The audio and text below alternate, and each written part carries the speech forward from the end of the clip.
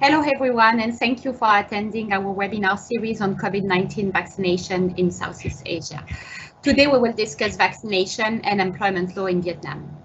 My name is Marion Carles and I'm a senior legal advisor and head of DFDL's employment practice group, and I will have the pleasure to host this webinar on COVID-19 in Vietnam today. For those who are not familiar with DFDL, we are a law firm based in Southeast Asia and we specialize in emerging markets. We are present in 9 jurisdictions, and we employ 150 advisors and more than 300 staff. We have a team dedicated to labor and employment across our various offices to ensure that our clients receive constant, seamless, and appropriate legal assistance when employment-related issues arise. So today we actually have a very large audience, so this is great. We will do our best to answer as many questions as you may have. If we don't have the chance to answer your questions, I encourage you to follow up with your questions by email. You can easily find our email address on our website. Joining us today on the program is Huyen, who is an associate working in our Ho Chi Minh City office. Welcome to the program, Huyen. How are you doing today? Oh, I'm very well. I'm very happy to be here in this webinar. And very happy to have you here. So maybe before we kick off, I think it will be interesting, Huyen, to give the audience a little bit of background and update on the current situation in Vietnam right now, especially regarding COVID-19. Sure. Okay, so in the question, Vietnam did very well to control the crisis in the previous outbreak of COVID-19, but now we are facing a new wave. In just around 20 days from 27 April, the COVID has spread across 26 provinces with a number outbreak a year, and over 700 domestic cases has been reported. Which is a lot for Vietnam. Huh? Yes, very, so many. Certain areas now must implement measures under the Directive number 16 on social distancing, including request people to only go outside for essential reasons, like buying food, medicine, or going to work. No gathering more than 2 people outside workplace, school, hospital, or in public place, and keep a distance at least 2 meters from each other. Thank you. Yeah, I mean, it's actually frightening to see, how this situation affects so many countries in Southeast Asia. I mean, Thailand is actually facing another wave right now. Anyway, so thank you for this presentation. And and especially in this context, has the vaccination campaign started in Vietnam yet? Yes, Vietnam did start the vaccination campaign in 8 March. Currently, we are using AstraZeneca vaccines for our vaccination campaigns. So far, more than 900,000 people in 62 provinces and cities has been vaccinated. But compared with the neighboring countries like Laos, Cambodia, Thailand, the rate of vaccination against COVID-19 in Vietnam is still low. Yes, vaccination is now merely given to identify priority groups. To date, Vietnam has received 2 batches of AstraZeneca COVID-19 vaccines and plan to import more from a number of sources to continue vaccinating all identified priority groups. According to the Ministry of Health, almost 1.7 million more doses of AstraZeneca vaccine against COVID-19 will arrive in our country on this weekend. Great, that's very encouraging. Happy to hear that. So I think maybe now we can move, to the core of our discussion. And I mean, we got a lot of questions from our clients in terms of, the implications of the vaccination on labor and employment. And one of the questions we got, and I appreciate that it's a little bit ahead of time since, the vaccination campaign just started in Vietnam. But can an employer require its employees to be vaccinated? Do you see this happening in the future? Yeah, where under current law, you know that employer cannot require their employee to be vaccinated unless the industry is specifically subject to the government mandate. According to the resolution number 21 regarding purchase and use COVID-19 vaccines, only a limited number of individuals in the identified priority group can receive vaccination for free. At this stage, identified priority groups include medical workers treating COVID-19 patients, through collecting samples for testing, member of COVID-19 prevention group, police and army personnel. Thank you. Yeah, but I mean, that makes sense actually. I mean, all countries are facing a shortage of vaccines, so they must, they must limit the available vaccine to, to the high risk category of people. So yeah, thank you, Huyen. Another question that we got, and again, it's still a little bit ahead of time, but can employers refuse to hire applicants that have not been yet vaccinated or do not wish to be vaccinated? Do you see this happening in the future?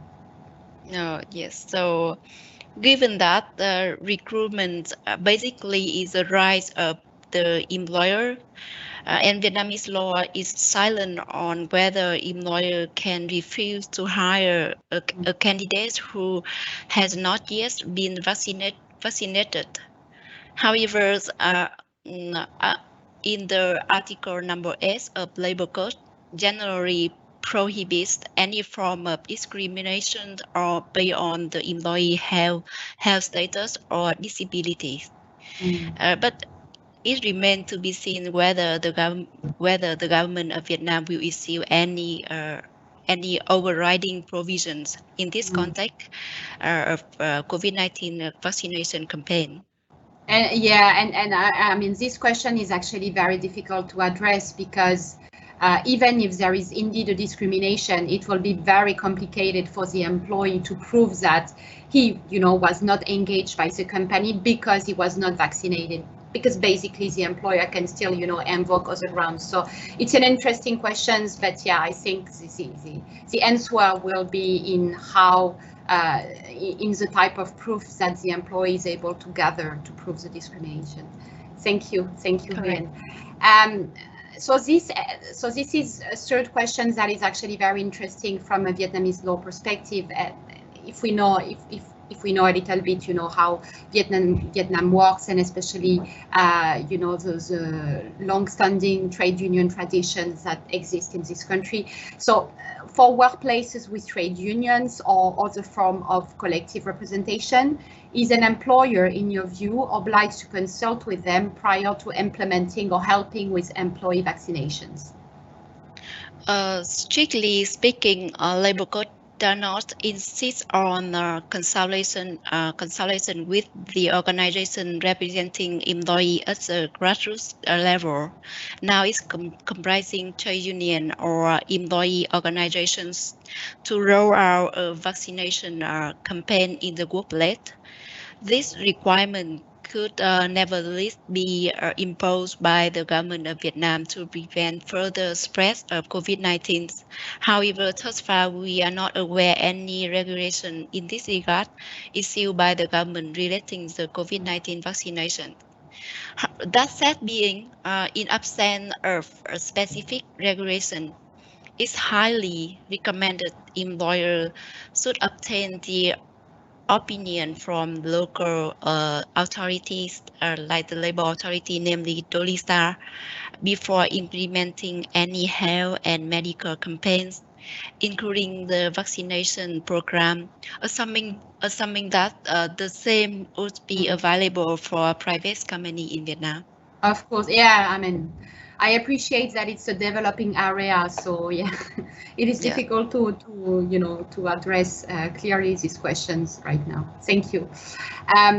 So another area that is actually linked to vaccination from an employer perspective is how you treat, the information relating to the vaccination. So my first question will be, first, does Vietnam has a dedicated data protection law in place? And if this is the case, is an information concerning an employee's vaccination considered as health information or personal data under Vietnamese law?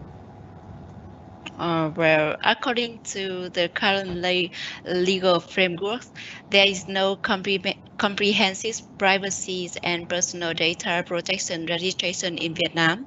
However, we know that the Ministry of Public Security recently published the long-awaited decree on personal data protection for public consultations. The timing for adoption of this decree is not clear schedules. Therefore, it's quite difficult to anticipate. The draft of decree defines for the first time in Vietnam the term sensitive personal data, which include, among other, politics, religious belief, healthcare status, genetic information, gender, criminal records, and so on. Thank you very much. And so the last question, actually, we will go back to the implication in terms of labor and employment. And this is another question that we got, and which again may be a little bit ahead of time, but I think it's interesting to addressing it. Can an employer terminate its employees who refuse to be vaccinated? I mean, do you see this happening in the future? Yes, so as you know that Vietnamese law is quite protective of employees. Thus, an employee refusal to be vaccinated would be not a valid reason for employer to unilaterally terminate of the employment contracts. However, from my views, as long as the labor code is meant to add this circumstance as a legitimate reason under which an employment contract could be terminated, and assuming that vaccination is specifically subject to the government mandates, if so, employer are likely to have right to terminate the employee who refuse to be vaccinated. Yeah, but that would, that would involve amending the law. So yes, it remains to be seen whether the government will accept to take this, and to take this direction as well. Yeah, we'll see. But yeah, indeed, as you said, knowing how Vietnamese law is protective to employees, yeah, I don't really see this happening. But we'll see. Again, it's a developing area, so it will be interesting to follow the guidelines and new laws issued by the government in the coming months or years. Thank you very much, Huyen. This was very insightful. So now we have a few minutes to address the audience questions, and there is a one that is quite interesting. So can an employer refrain its employees from coming to the workplace? For this question, I think legally speaking, employer cannot prevent employee to enter into the workplace without any legitimate reason. In failure provide any legitimate reason for this restriction, employer could breach the side employment contract where both parties agree about the workplace for employees. But unless there are the case that temporary suspension of work or suspension of performance labor contracts, or when employer absolutely know that employee must be quarantined under the government order, then employer can request employee to not enter into the workplace. So that means that if the employee has fever symptoms, then the employer, in order to protect and ensure the health and safety of the other employees, could legitimately, refrain one employee from coming to the workplace, right? But yes, if there is no any symptoms, then no, then it will be analyzed ultimately in a breach of employment contract, right? Yes. Thank you. Thank you very much. And actually, we had other questions, but some of them we already addressed them. So like what type of vaccine Vietnam has. So I think it's only AstraZeneca, right?